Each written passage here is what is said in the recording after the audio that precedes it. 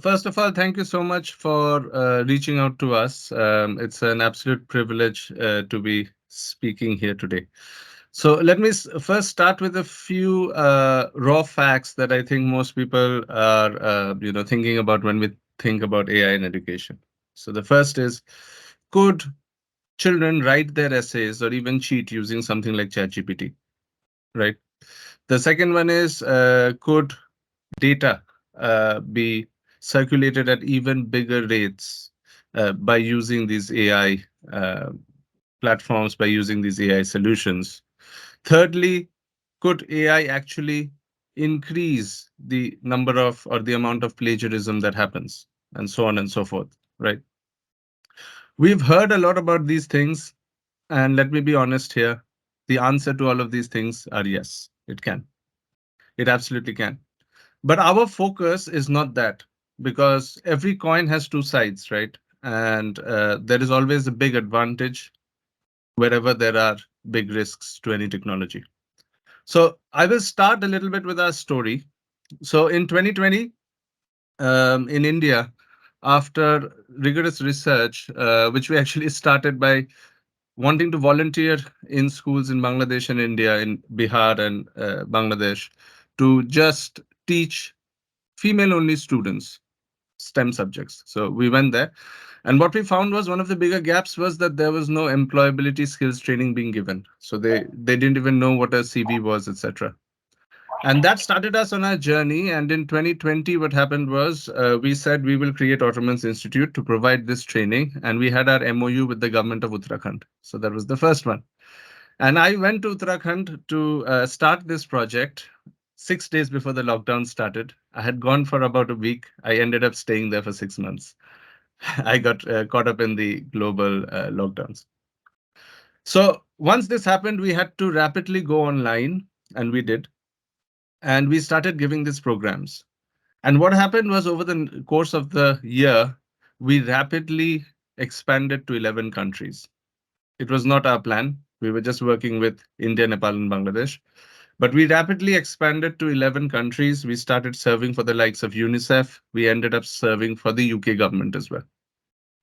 And while doing this, what we found was the biggest piece of impact that was coming from our program, even more than the pedagogy and the teaching and learning and the content and all of that, was actually the trainer and the teacher, because our focus was the underserved community.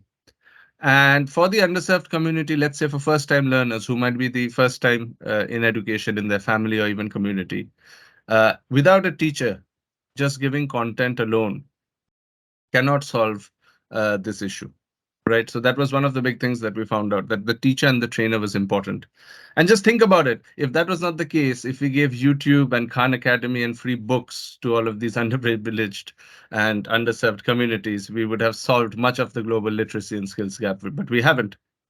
So that was one discovery, and we started ramping up our trainers. And at one point, we were actually looking for volunteers from top universities like Cambridge, UCL, Brunel in the UK, where people were coming and teaching for us.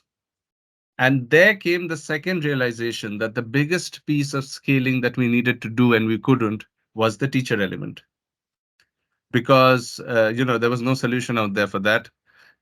And no two human beings teach in the same way. And at the same time, even to hire teachers, the world has a shortage of 65 million teachers, and quality control. How are we going to make sure that they deliver the teaching in the same way once you start scaling beyond 50 trainers? That was proving to be very difficult. So back in 2020, we started thinking, what could we do? And we experimented with artificial intelligence, just thinking a teacher is intelligent, right? So let's try AI and see what happens. And in 2021, we created our first MVP, which actually taught refugee and displaced learners in northern Iraq in UNHCR BCF camps. And that showed us that, this can actually work, because we also conducted research there. And some of the things, to our surprise, even at that early stage, was that they found this digital human AI teachers to be human-like, to be warm, using warm scales, to be usable, using scales like the SAS, proper research level scales. And this essentially led us to where we are today.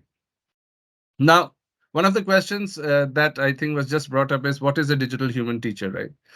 So before I answer that, the first thing that I need to really spell out is our focus is to humanize AI.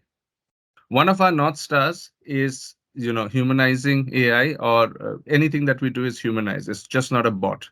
And yesterday I was in CogX, which is the biggest AI conference in the UK, and people like Yuval Harari, etc., the author of Sapiens, people from across industry. That's the next challenge they have. How do we humanize AI? Because at the moment it's still like a chatbot. So that's what we focus on. So what are digital human teachers? Digital human teachers are, from the point of view of conversation, are as human like as possible. Just to give you one example, our teacher asks you questions and starts the conversation. It doesn't wait for you to send it a question or a prompt. So that's number one. Number two is, while you're learning, it will ask you questions to see how you are learning, where you are, what you are missing out on, just as a teacher would do. On top of it, we work, and that's the language model space. So we work with our own language models. But on top of that, we have created synthetic avatars, which look like human beings, and so that you feel like you're learning from a human being. So one of the goals could be to imitate just as you would be learning from somebody over Zoom or over Teams, one to one. That's what we want to give. So one of the big questions I get here is, so are you trying to replace teachers? And the answer to that is absolutely not. I think there is a big advantage here. For the first time, a student after their classroom interactions can now walk away, go home with a 24/7 second teacher in their pocket. They want to learn at 11 p.m. at night, they can learn from that teacher. This teacher motivates them, this teacher questions them. A very important part, doubt clearance, it helps them do that. And in the early research phases, when we were also in Bihar, India, one of the top things that came out from students was, what about coaching centers and tutors, right? And one of the things that the students actually told us was, uh, there's an Indian sort of panel, so I'll also say it in Hindi. They said, "Sir, सबके सामने आपको अगर question पूछते हैं और आपको नहीं आता है, अच्छा लगता है क्या?" So that level of, sort of restriction in the way they can express themselves while learning can also be solved with this.